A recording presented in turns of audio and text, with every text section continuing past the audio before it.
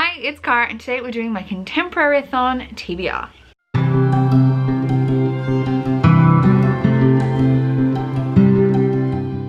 So the Contemporary-A-Thon is running from, I have my little cheat guide here, from the 23rd to the 29th of September.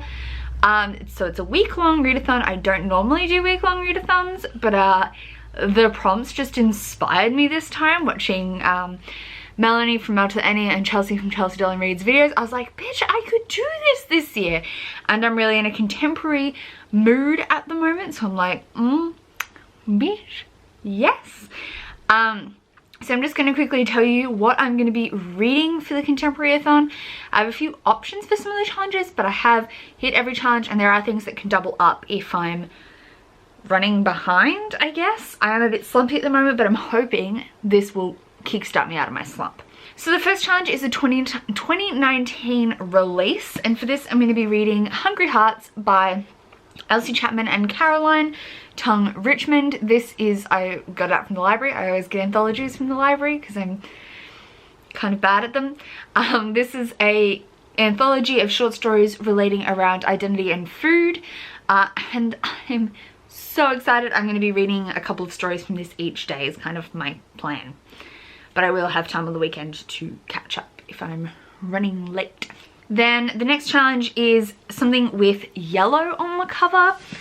Obviously a contemporary because it's a Contemporary-A-Thon. And for that I'm going to be reading Tell Me How You Really Feel by Amina May Safi. Obviously this has yellow text. This is a female hate to love romance that's been getting a lot of hype on BookTube lately. It's not super long. It's like just over 300 pages, which is great for a week-long readathon. I need things that are not too long. And yeah, this just looks really fun. We follow Rachel and Sana, and I think Sana is Muslim Mexican? Jewish Mexican? And Rachel's a cheerleader? I think. I can't really remember. I have only vaguely heard people talk about this, and I've been avoiding like diving into the synopsis too much. But Amina May Safi is obviously an author of colour, and this is very queer, so I'm excited about this. Apparently it's a Gilmore Girls fanfiction style, but I know nothing about that because I've never watched Gilmore Girls. Aha! The next prompt is a diverse contemporary, and for that I'm going to be reading With the Fire on High by Elizabeth Acevedo. If you can't tell, this is also a 2019 release and fits some other challenges as well. We're gonna build as we go. This is also a 2019 release, also has yellow on the cover, is also a diverse contemporary. So a lot of these can go for a lot of things. This is a blah blah blah English. Elizabeth Acevedo is a Afro-Latinx author, and she wrote The Poet X, which I really enjoyed, and this is actually in prose form, whereas that one is in verse.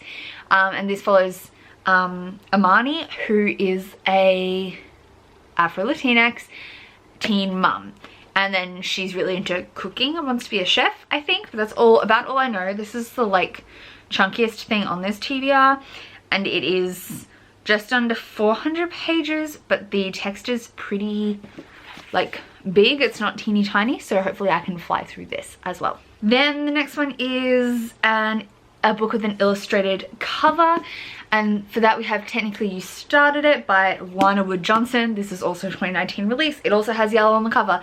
It's also technically, I guess, a diverse fantasy, but I wouldn't include it because I think that the diverse contemporary is meant to be something that you don't identify as, whereas the main character in this is a demisexual girl, a demisexual biromantic, I think, girl, and that's me.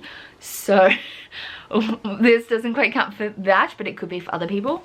And it is told, so it's basically a love story about a demisexual biromantic teen, and it's told in text format. So although it's kind of on the chunky end, it's also like nearly 400 pages. It's all in text, so I think I'm gonna absolutely fly through this. If we weren't convinced about the yellow on her dress on the cover, the inside is also yellow. So, and has little heart emojis on it. So yeah, we're all about that yellow life from this TBR. But that is my illustrated cover pick, and I'm very excited about it. Then we have a dark or hard hitting contemporary, and technically apparently this is magical realism, but I kind of count that on the contemporary side, especially if it reads more contemporary. And for that I'm going to be reading Summer of Salt by Katrina Lenner. Also has yellow on the cover if we're adding. Is a queer romance. I think it's got diverse stuff that I am not, so it would be a diverse contemporary for me. But I'm not 100% sure. Yes. And it's an illustrated cover. So Summer of Salt is about a little island that they've got a kind of vague magical power, I think, but it's a love story, female romance, and apparently it's got a really dark ending. I think it has themes of rape and sexual assault, maybe. Not 100% sure. There are trigger warnings for it that I don't remember off the top of my head because I'm not a person that needs them, but if you are, look it up. And it's only like 250 pages, so this one should be really fast to get through as well. I also have for the next prompt is something with plants on the cover, and I've got a couple of options for this one. I could either listen to The Unhoneymooners by Christina Lauren. This is a adult fantasy romance about like part of the bridal party that hate each other, but everyone else gets food poisoning, so they go on the honeymoon. Everyone had been talking about it. It's got plants on the cover. It's also a 2019 release, I'm pretty sure. I think there's yellow in here. It's an illustrated cover. It's got lots of things. The other option is Laura Dean Keeps Breaking Up With Me, which is a graphic novel. I've got it on reserve from my library, so really whether or not I read this is about whether or not it comes in at the library. And this is a queer female romance, but really like a failed romance, because their romance is awful and toxic, but it's exploring that, so I'm really excited about that one as well. And then for number 7, it's a book community recommendation, so a book that you feel represents someone else in the book community.